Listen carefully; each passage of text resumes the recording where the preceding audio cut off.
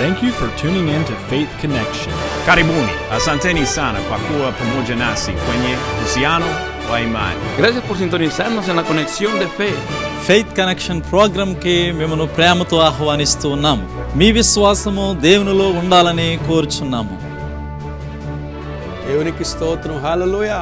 Faith connection TV ప్రోగ్రాన్ని వీక్షిస్తున్న మీ అందరూ కూడా ప్రభు అయిన యేసుక్రీస్తు నామములో కల్వారి తెలుగు బ్యాప్టిస్ట్ సంఘం చెన్నై ఇండియా తరఫున తమిళనాడు మీ అందరికీ కూడా మా శుభములు తెలియజేస్తున్నాం. అందరూ బాగున్నారు కదమ్మా? మీ కొరకు ప్రార్థన చేస్తున్నాం.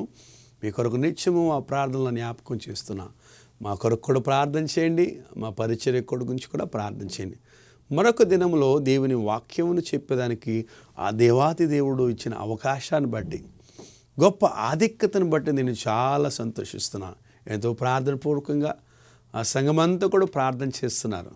అనేకులు వేల కొలది ప్రజలు దేవుని వాక్యమును వినాలని, చీకటిలో నుంచి ఆశ్చర్యకరమైన వెలుగుకు రావాలని, యేసుప్రభుని సొంత రక్షకుడిగా అంగీకరించాలని ఆ సంఘంలో ఉన్న Calvary baptist church, Jyothiyamma Telugu baptist church, Christ for all మిషన్లో ఉన్న మినిస్ట్రీలో ఉన్న అందరూ కూడా ప్రార్థన చేస్తున్నారు. మీ అందరి గురించి కూడా ప్రార్థన. మనమందరూ కూడా ఎలా ఉండాలి? లవ్ వన్ అనదర్, ఒకరినొకరు ప్రేమించాలి. క్రైస్తవులు ఎలా ఉండాలి? క్రైస్తవులుగా మాత్రం కాదు, మానవులు ఎలా ఉండాలి? దేశం అంటే మట్టి కాదు మనిషే అన్నాడు ఒక కవి. కనుక దేశం అంటే మట్టి కాదు మనిషే. ఈ దేశంలో ఉన్న వాళ్ళు ఎలా ఉండాలి? మన దేశంలాగా, భారతీయులాగా, ఇండియా దేశంలాగా ప్రపంచంలో ఎక్కడ చూడలేరు. మీకు ఎంతవరకు తెలుసో కానీ ఇప్పుడు లెక్క చూస్తే 124 కోట్ల ప్రజలు ఉన్నారు మన దేశంలో. సుమారు 1600 భాషలు మాట్లాడే ప్రజలు ఉన్నారు మన దేశంలో. ఎన్నో రాష్ట్రాలు, సుమారు 29 రాష్ట్రాలు ఉన్నాయి యూనియన్ టెరిటరీస్. మళ్ళా 4800 కులాలు ఉన్నాయి. పీపుల్ గ్రూప్స్, పీపుల్ కేటగిరీస్ ఉన్నాయి. ఇంతమంది ఉన్నారు. కానీ ఎలా ఉంటారు? వాళ్ళు తమిళ వాళ్ళండి, నేను తెలుగు వాళ్ళండి, వాళ్ళు కన్నడ మాట్లాడే వాళ్ళు మలయాళపు వాళ్ళండి, వాళ్ళు హిందీ వాళ్ళండి, వాళ్ళు పంజాబ్ వాళ్ళండి, వాళ్ళని ఇలాగ ఇండియాలోనే ఉంటాం. కానీ వాళ్ళు ఆ రాష్ట్రం ఈ రాష్ట్రం మనం మాట్లాడుకుంటాం. కానీ బైబిల్ ఏం చెప్తుంది? బైబిల్లో ఉన్న గొప్పతనం అదే. ఈ పరిశుద్ధ గ్రంథం అని చెప్తున్నాం. ప్రపంచంలో ఎన్నో పుస్తకాలు ఉన్నాయి, ఎన్నో గ్రంథాలు ఉన్నాయి. వాటన్నిటి కూడా పరిశుద్ధ గ్రంథం అని పేరు చెప్పలేదు. ఈ పరిశుద్ధ గ్రంథము అని దీన్ని రాసిన దానికి కారణం, ఈ పరిశుద్ధ గ్రంథం అని పిలువబడిన దానికి కారణం ఏంటంటే, దీనిని రాసినవాడు, దీన్ని మన చేతిలో ఇచ్చిన వాడు పేరు పరిశుద్ధుడు. దేవునికి స్తోత్రం, హల్లెలూయా. అందుకే పరిశుద్ధ గ్రంథం. ఈ పరిశుద్ధ గ్రంథం మనకేం చెప్తుంది? ఈ పరిశుద్ధ గ్రంథంలో మనం ఎలా ఉండాలి? క్రైస్తవులు కానీ మనుషులందరూ కూడా ఎలా ఉండాలని ఏం చెప్తుందంటే, తీతు రాసిన పత్రిక 3వ అధ్యాయం 3వ వచనంలో మనం చూస్తే,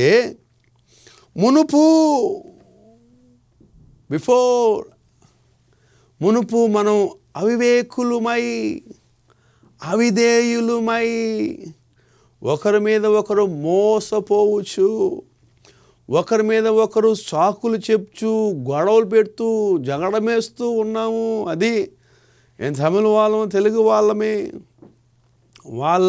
మా నీళ్ళు మాకే, వాళ్ళ నీళ్ళు మాకే, మా రోడ్డు మాది, వాళ్ళ రోడ్డు వాళ్ళది, ఈ వర్షం మాకు, వాళ్ళ వర్షం అంటున్నా కదా.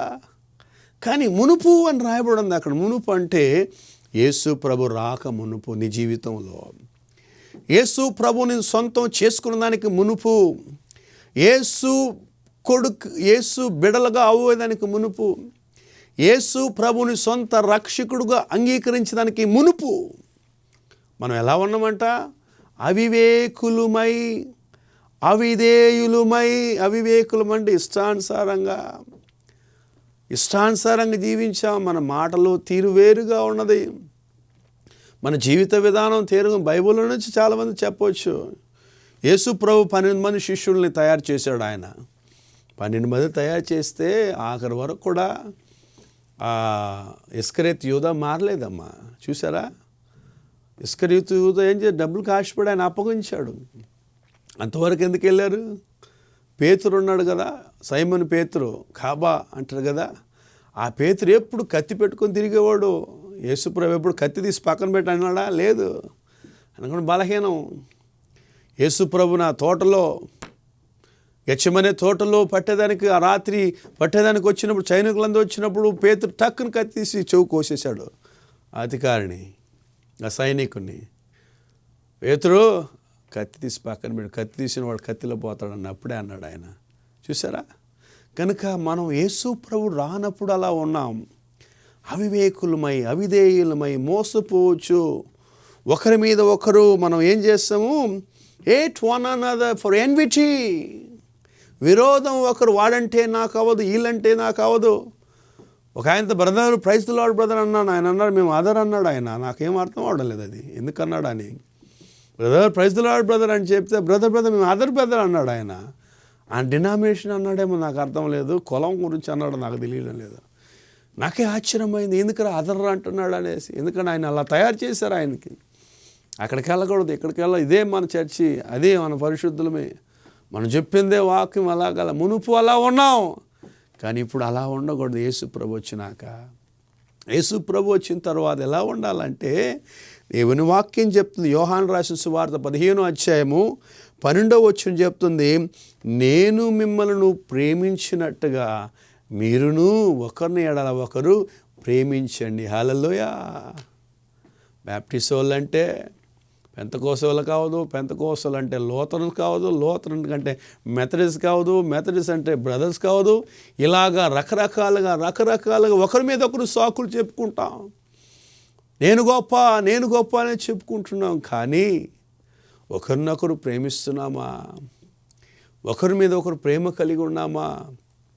ఇక్కడ చూస్తే అమెరికా దేశంలో చూస్తే పక్కనే బ్యాప్టిస్ట్ చర్చ్ ఉంటుంది, పక్కనే లూథరన్ చర్చ్ ఉంటుంది, పక్కనే మెథడిస్ట్ చర్చ్ ఉంటుంది, పక్కనే పెంతకోస్తు చర్చ్ ఉంటుంది. ఒకే వీధిలో ఏ చర్చికి కావాలో ఆ చర్చికి వెళ్తారు వాళ్ళు.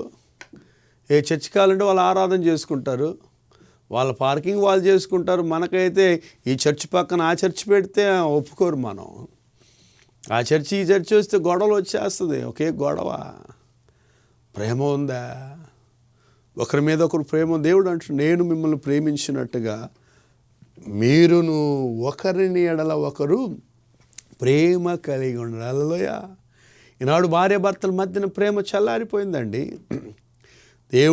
దేవుడు జతపరిచిన వారిని ఎవ్వరు వేరుపరచకూడదు, కడకి ఈరుకోడని వాగ్దానం చెప్పి వివాహం చేస్తుంటే ఆ పెళ్ళైన ఒక వారంలోనే వాళ్ళకి మోజు తగ్గిపోతుంది. ఆ పెళ్ళైన ఒక వారంలోనే అంటారు. చూసారా? ఒకరినొకరు ప్రేమ అనుబంధం కలిగి ఉండాలి. ప్రేమించుకుంటారు, గంటలు మాట్లాడతారు. ప్రేమించుకున్నప్పుడు గంటలు మాట్లాడతారు. నాకు తెలుసు ఒక ఆయన ప్రేమించేటప్పుడు టెలిగ్రామ్తో మాట్లాడేవాడు. ఇక్కడి నుంచి ఆంధ్రాకి, మద్రాసు నుంచి 4,000-5,000 ఖర్చు పెట్టేవాడు ఆయన వారానికే. అంత ప్రేమ పెళ్ళైన తర్వాత ప్రేమ తగ్గిపోయింది ఆయనకి. చూసారా? ప్రేమ అన్నిటినీ బాగు చేస్తుంది. ప్రేమ పాపమును చంపుచున్నది. ప్రేమ బంధుత్వాన్ని ఇస్తుంది. ఏ మార్గంలో ఉన్నా, ఏ డినామినేషన్లో ఉన్నా కూడా బైబిల్గా చెప్పుదాం. దేవుని ప్రేమను చెబుదాం. మునుపు అని ఉందరా అక్కడ. యేసుప్రభు రాక మునుపు, యేసుప్రభు నీ జీవితం రాక మునుపు, యేసుప్రభును సొంత రక్షకుడు అంగీకరించడానికి మునుపు, యేసుప్రభు వచ్చిన తర్వాత ఏం చేయాలి? Love one another. ఒకరినొకరు ప్రేమించండి. హల్లెలూయా. ప్రేమ కలిగి ఉండండి. మూడోది ఎఫెసీ రాసిన పత్రిక 4వ అధ్యాయం 32వ వచనము, నేను మిమ్మల్ని క్షమించిన రీతిగా మీరును ఒకరిని ఒకరు క్షమించినన్న. దేవునికి స్తోత్రం. హల్లెలూయా. దేవుడు మనిషికి ఇచ్చిన గొప్ప వరం క్షమించడం. హల్లెలూయా. ఇంకొక మాటలో చెప్పాలంటే దేవుడు మనిషికి ఇచ్చిన గొప్ప వరం మర్చిపోవడం. కానీ కోపం పెట్టుకుంటాం. ఆ కోపం చచ్చిపోయేంత వరకు ఉంటుంది. నేను చచ్చినా నీ సావు చూడను రా, నేను చచ్చినా నీ ముఖం చూడను రా అంటాం. నేను చచ్చినా నీ పెళ్ళికి రాను, నీ పిల్లల పెళ్ళికి రాను, పోరా అంటాం. అన్నదమ్ములు కొట్టుకుంటారు. ఒకే తల్లికి పుట్టిన బిడ్డలు, ఒకే సంఘ విశ్వాసులు. క్షమాపణ ఉందా? ఒకరి మీద ఒకరు క్షమాపణ ఉందా? ఒక దేశం క్షమాపణ లేదు. ఒక దేశం మీద ఒక దేశం క్షమాపణ లేదు. దేవుడు అంటున్నాడు, నేను మిమ్మల్ని ఐ ఫర్గివ్ యూ, నేను నిన్ను క్షమించాను. ఏ అర్హత లేని మనములను, ఏ యోగ్యత లేని మనములను ఆయన పెంట కుప్పతో సమానమైన మన జీవితాన్ని ఆ ప్రభువు క్షమించాడు. కల్వారి సిలువలో ఆయన మరణించి. దేవునికి స్తోత్రం. హల్లెలూయా. దేవుని వాక్యం చెప్తుంది, బైబిల్ చెప్తుంది, ఆయన ఐశ్వర్యుడై ఉండి, ఆయన ధనవంతుడై ఉండి, నీ కొరకు నా కొరకు ఆయన దరిద్రుడయ్యాడని దేవుని వాక్యం రాయబడింది. ఆయన అన్నీ విడిచిపెట్టాడు ఆయన నీ కొరకు నా కొరకు. He lost everything for you and me. He lost everything because to save you, to love you, to forgive you. He sacrificed a life for you and me. నీ కొరకు నా కొరకు ఆయన కల్వారి శిలువలో త్యాగం చేశాడు. గనుక నా తల్లి, నా చెల్లి, నా తమ్ముడా, నా సహోదరుడా, నా నానమ్మ, నా జేజినాయన, నా సహోదరుడా, నువ్వు ఏ స్థితిలో ఉన్నా, ఏ స్థలములో ఉన్నా, ఏ పరిస్థితిలో ఉన్నా, నీవు ప్రేమ కలిగి ఉండు. నువ్వు ఒకరి నీడలో ఒకరు క్షమాపణ కలిగి ఉండు. మగ్దలేని మరియా, ఆమె భయంకరమైన వ్యభిచారం చేసిందని ఊర్లో ఉన్న చిన్నలు పెద్దలు పెద్ద పెద్ద పుడిగులందరూ వచ్చి పట్టుకొని వచ్చేసి ఆవిడని రాళ్ళతో కొట్టి చంపాలని. పెద్ద పుడింగిలీళ్ళు, పెద్ద యోగ్యులీళ్ళు. ఇక్కడ ఎవడైనా అలాంటి పని చేయలేదేమో వీళ్ళు. పెద్ద యోగ్యుల్లాగా వచ్చేసారు న్యాయం చెప్పేదానికి, రాళ్ళు తీసుకొని వచ్చారు చంపేదానికి. కానీ ఆఖరికి ఆమె యేసు ప్రభు పాదంలో వచ్చింది కాబట్టి బతికింది. దేవునికి స్తోత్రం. హల్లెలూయా. యేసే కరెక్ట్గా అక్కడ కూర్చున్నాడు ఆయన కానీ లేకపోతే మగ్దలేని పరిస్థితి ఏమైపోతుందో మనకు తెలియదు. ఇప్పుడు కూడా చాలామంది రాళ్ళతో కొట్టి చంపుతున్నారు కొన్ని దేశాల్లో. కరెక్ట్గా యేసు ప్రభు పాదం దగ్గర పడింది. ఆయన అడిగిన మాటకి ఎవడు జవాబు చెప్పలేక ఏమడిగాడు, మీలో ఎవడు అన్నా అలాంటి పాపం చేయకపోతే మీ మొదట వేయండి రా అని చెప్పాడు ఆయన. అంటే చిన్నలు పెద్దలు అందరూ కూడా అలాంటి కేసులోనే ఉన్నారేమో. ఆ హృదయంలో గుచ్చుకున్నది వాడికి. ఎవడు కూడా రాయకుండా రాళ్ళు వేసిపోయి అందరూ 2-3 ఉన్నాయనుకుంటా అక్కడ. భయంకరమైన అలవాట్లో ఉన్నారేమో, భయంకరమైన జీవితం ఉన్నవాడు వాళ్ళందరూ. అలాంటి వాళ్ళకే ఇలాంటి పని ఎప్పుడు, ఎవడు ఎక్కడ పోతున్నాడో, ఎవరు ఎక్కడి నుంచి వస్తున్నారు, ఏ వీధిలో నుంచి వస్తున్నారు, ఎటు వెళ్తారు, ఏ బస్సు ఎక్కుతారో, ఏ ట్రైన్ ఎక్కుతారో అనేసి చూస్తూ ఉంటారు దుర్మార్గులు. వాళ్ళందరూ కూడా భయంకరమైన జీవితాన్ని అనుభవిస్తారు. కనుక దేవుని వాక్యం చెప్తుంది, నేను నిన్ను క్షమించిన రీతిగా మీరును ఒకరినొకరు క్షమించిన. హల్లెలూయా. మునుపు అవివేకులమై, అవిధేయులమై, మోసపోవచ్చు నానా విధమైన భయంకరమైన అలవాట్లు ఉన్న అప్పుడు. కానీ యేసు ప్రభు వచ్చిన తర్వాత అలా ఉండకూడదండి. యేసు ప్రభు వచ్చిన తర్వాత నీ జీవితం మారాలి, నీ జీవిత విధానం మారాలి. అదే ఆయన ఉద్దేశం, అదే ఆయన కోరిక, అదే ఆయన ప్రార్థన. హల్లెలూయా. హల్లెలూయా. ఆయన ఉద్దేశం అదే ఉన్నది. కనుక ఒకరినొకరు ప్రేమించండి. సంఘ భేదాలు చూపించొద్దు, కులభేదం చూపించొద్దు, మతభేదం చూపించొద్దు. నేను గొప్ప చెప్పుకోవద్దు. ఎవడు గొప్ప లేడండి, దేవుడు ఒక్కడే గొప్ప. హల్లెలూయా. ఆయనే గొప్ప. ఆయన అంత గొప్పవాడు ఉండి ఆయన పైనుండి వచ్చాడు, నువ్వు నేను కింద నుంచి వచ్చాం. ఆయన పైవాడు, నువ్వు నేను కింద వాడమే. ఆయన పరిశుద్ధాత్మ దేవుడు జన్మించాడు, పైనుండి వచ్చాడు. ఆయన తగ్గించుకున్నాడు. ఆయన తను తాను తగ్గించుకున్నవాడు హెచ్చించబడతాడని దేవుని వాక్యం చెప్పుతుంది. కనుక దేవుని వాక్యం ఇట్లా నా తల్లి, నా చెల్లి, నా సహోదరి ఏ స్థితిలో ఉన్నా, ఏ పరిస్థితిలో ఉన్నా క్షమాపణ చాలా ప్రాముఖ్యం. భర్తను క్షమించకుండా భార్య జీవితాన్ని పాడు చేసుకున్నట్టుగా ఎన్నో కథలు చూస్తున్నాం. భార్యను క్షమించకుండా ఎన్నో భర్తలు తన జీవితాన్ని, కుటుంబాన్ని పాడు చేసుకున్నట్టుగా ఎన్నోసార్లు చూస్తున్నాం. భార్య భర్తలు క్షమాపణ లేకుండా పిల్లల జీవితం అన్యాయమైనట్టుగా చూస్తున్నాను. ఆ తల్లులారా, ఎందరో పిల్లల తల్లిదండ్రులు లేకుండా కష్టపడుతున్నాడు.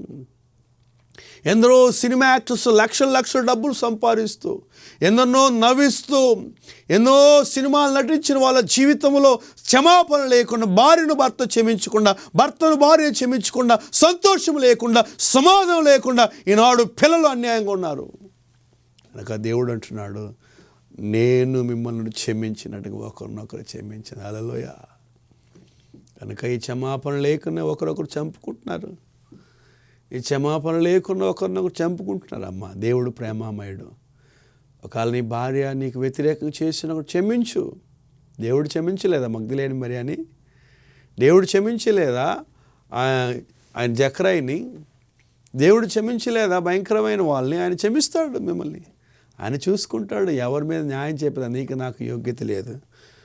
అలాగది రోమాపత్రిక 12వ అధ్యాయము 10వ వచనం చెప్తుంది, మీరు ఒకరిని ఒకరు పక్షముగా ఉండుడి. Honour one another. అఫెక్షనేట్గా ఉండండి. ప్రేమ చూపుచు అఫెక్షన్గా ఉండండి. ఒకరి పక్షం ఒకరు ఉన్నాడంటే, ఒక మనిషి బాధలో ఉన్నాడంటే ఆడ పక్షంకి వెళ్ళి ఆడు సహాయం చేయాలి. వాడు బాధలు ఉంటే మళ్ళీ తీసుకుని వేడి నీళ్ళు పోయకూడదు వాడి మీద. ఆడే ఏడుస్తున్నాడు, బాధలో వ్యాపారం పోయిందని. ఆడే ఏడుస్తున్నాడు, ఇల్లు కట్టలేకపోతున్నాడు. ఆడే ఏడుస్తున్నాడు, పెళ్ళి లేదు. వాడికి మళ్ళీ వేడి నీళ్ళు పోసి మళ్ళీ వాడిని బాధ పెట్టకాకు. ప్రార్థన చేయి.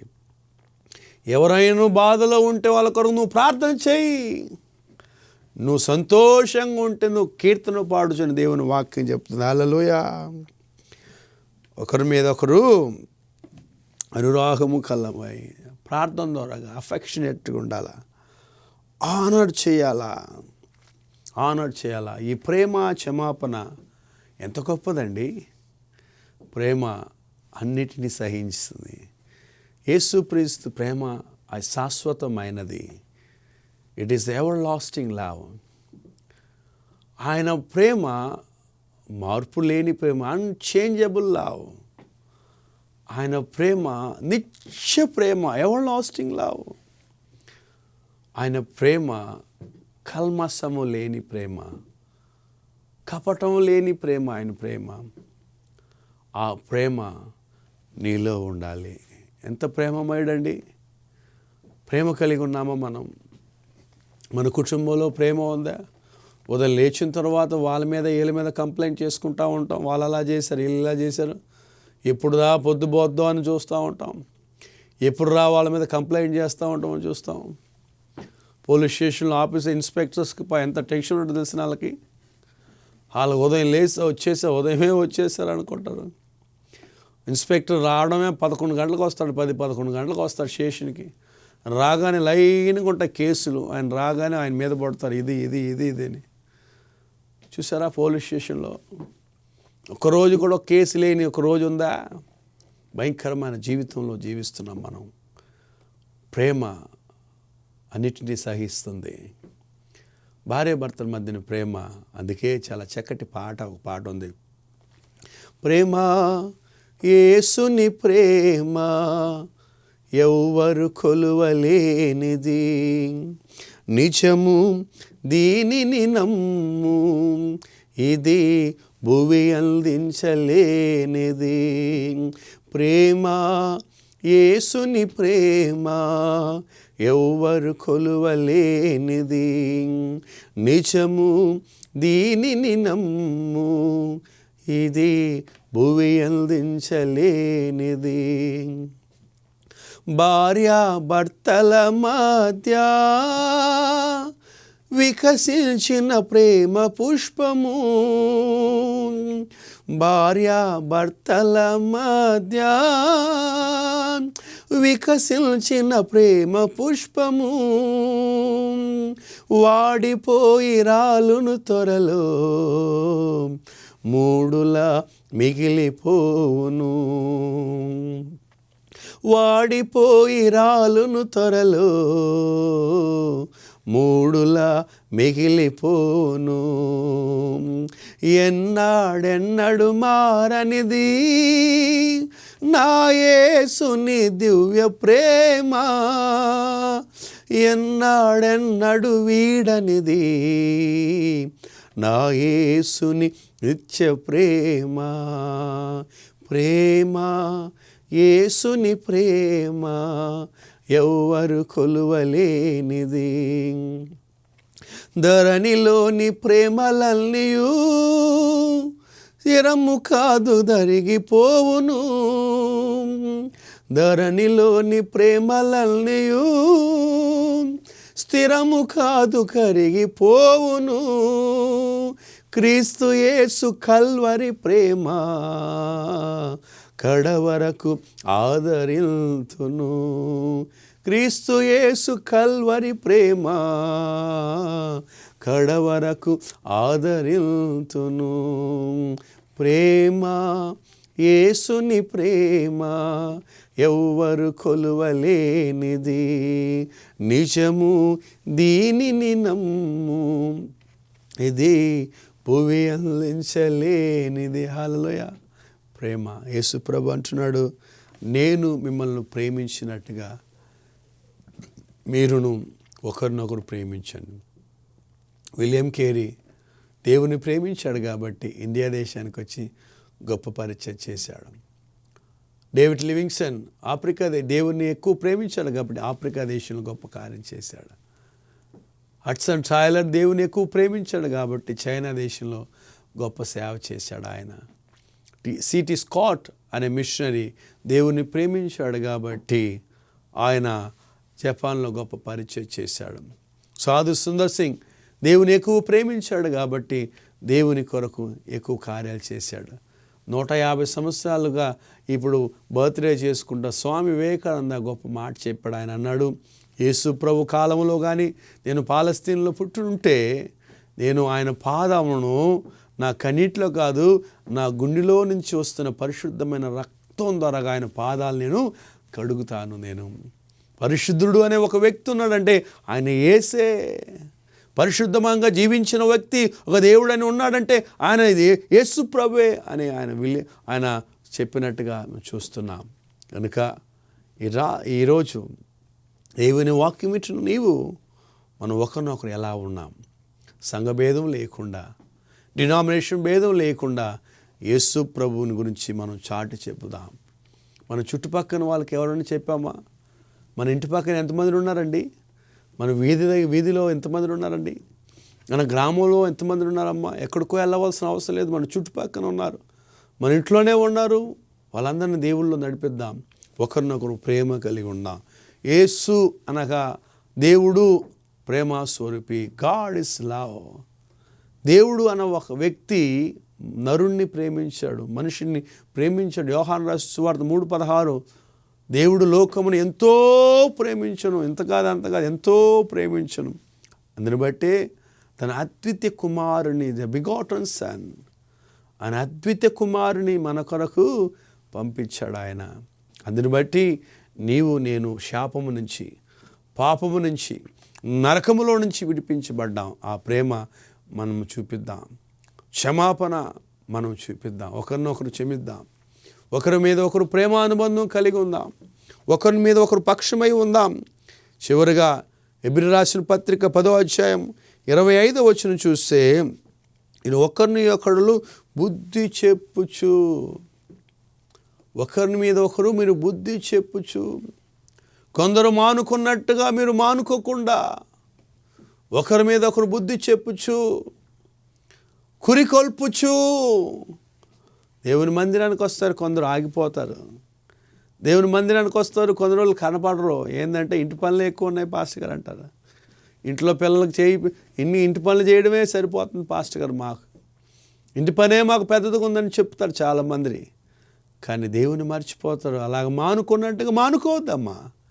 దేవుని మందిరంలో సంతోషం ఉంది, దేవుని మందిరంలో సమాధానం ఉంది, దేవుని మందిరంలో ఐక్యత ఉంది, దేవుని మందిరములో దేవుని ఆహారం ఉన్నది. హల్లెలూయా. జీవాహారమును ఎంతకెంతకు పుషిస్తామో అంతకంతకు బలం పొందుతాము. దేవుని ఆత్మను, దేవుని ఆహారమునే, దేవుని వాక్యమును ఎంతకెంతకు మనం పుషిస్తామో అంతకంతకు ఆత్మతో, శక్తితో నింపబడతాము మనము. కనుక దేవుని ఆహారం తినంగా దేవుని వాక్యం వినంగా నీ హృదయం లేతబడదు నా తల్లి. దేవుని వాక్యం వినంగా నీ పాపమును విడిచిపెడతాను, నీ శాపమును విడిచిపెడతాను.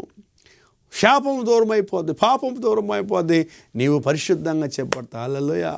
కనుక దేవుని వాక్యం ఇట్లా నీవు కొందరు మానుకున్నట్టుగా మానుకోకాకు.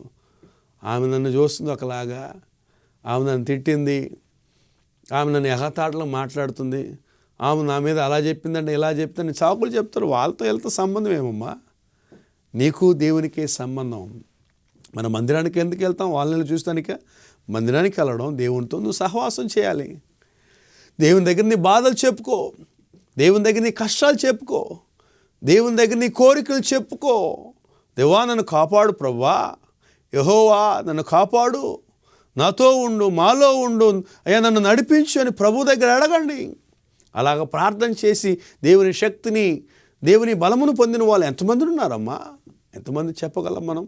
కనుక ఈరోజు మనం ఒకరి నెలలో ఒకరు ఎలా ఉండాలి. మునుపు అని రాయబడింది, మందిరానికి వచ్చినప్పుడు అలా ఉండకూడదు. నేను అంతే సార్ అంటారు చాలామంది. నాకు కానీ కోపం వస్తే నేను మనిషినే కాదంటారు. కోపం వస్తే మనిషే కాదు నువ్వు, అర్థమవుతుందా? కోపం వస్తే నువ్వు మనిషే కాదు నువ్వు, అర్థమవుతుందా? నేను కానీ లేస్తే అంతే, నేను ఓరుకున్నాను అనుకుంటున్నావా, నేను అంతేని అనుకున్నావా అంటారు చాలామంది. కానీ దేవుడు అంటున్నాడు, ముందున్నట్టుగా ఉండగాకు. ఇప్పుడు యేసుప్రభుని నమ్ముకున్నావు కాబట్టి, ఇప్పుడు మందిరానికి వస్తున్నావు కాబట్టి, ఇప్పుడు ప్రార్థన చేస్తున్నావు కాబట్టి ప్రేమించు ఒకరినొకరు, ఒకరినొకరు క్షమించు, ఒకరొకరు పక్షమై ఉండు, ఒకరొకరు బుద్ధి చెప్తూ ఒకరికొకరు ప్రార్థన చేయి. కనుక ప్రార్థన చేద్దామా? కళ్ళు మూసుకుని ప్రార్థన చేద్దాం. ప్రభువా, నా ఉద్దేశాన్ని మార్చుకుంటాను, నేను నా కుటుంబాన్ని మార్చుకుంటాను, సహాయం దయచి ప్రభువా అని ప్రార్థన చేద్దాం. పరిశుద్ధుడా, ప్రేమగల తండ్రి, నీకు స్తోత్రాలు. ప్రభువా, వాక్యమైన ప్రతి కుటుంబాలను దీవించండి, వాళ్ళ జీవితాల్లో తోడు ఉండండి ప్రభువా, వాళ్ళ ఇబ్బందుల నుంచి విడిపించండి. నువ్వు ఆశ్చర్యకారాలు చేసి దేవుడు సహాయం చేసి నడిపించమని యేసునామమున అడిగి వేడుకుంటున్నాము తండ్రి, ఆమేన్. మన పరమ తండ్రి దేవుని ప్రేమయు ప్రభువైన యేసుక్రీస్తు వారి కృపయు పరిశుద్ధాత్మను సహవాసం కూర్చుని మనకి మన కుటుంబానికి సదాకాలం తోడైయును గాక, ఆమేన్. ప్రతి చోట నీ సాక్షిగా ప్రభువా నేనుండునట్లు ఆత్మాభిషేకము నిమ్ము, ఆత్మీయ రూపుండ ప్రియ యేసు నిర్మిల్చితివి. ప్రియమారనా హృదయం ముదమారవసిల్చోనా హృదయాంతరంగమున. హల్లెలూయా. మీ అందరికి వందనాలమ్మా. మా గురించి ప్రార్థన చేయండి, మా సంఘం గురించి ప్రార్థన చేయండి, మీ గురించి కూడా మేము ప్రార్థన చేద్దాం. ప్రార్థన పూర్వకం కనిపెట్టండి, ప్రార్థన పూర్వకం సిద్ధపడండి. దేవుడు మీ జీవితంలో గొప్ప కార్యం చేస్తాడు. మేము ప్రార్థన పూర్వకంగా మరొక దినంలో దేవుని వాక్యం చెప్పాలని మేము ప్రార్థన పూర్వకంగా సిద్ధపడి వస్తాం. మీరు కూడా ప్రార్థన పూర్వకంగా సిద్ధపడండి. మీ కొరకు ప్రార్థన చేయాలంటే మాకు తెలియపరచండి. మీ కొరకు మేము ప్రార్థన ఏ ప్రార్థన అంశం ఉన్నా మేము ప్రార్థన చేస్తాం. మద్రాసుకు వస్తే తప్పకుండా మా చర్చికి రండి, మీ కొరకు ప్రార్థన చేద్దాం. దేవుని చిత్తమైతే, దేవుడు రాకుండా మనుషమైతే మరొకసారి కలుసుకొని దేవుడు మేము దీవించును గాక. మీ అందరికీ వందనాలు. God bless you all. Thank you. Faith connection ప్రోగ్రాంకు మిమ్మల్ని ప్రేమతో ఆహ్వానిస్తూ ఉన్నాము. మీ విశ్వాసము ప్రభువులో ఉండాలని కోరుచూ ఉన్నాము.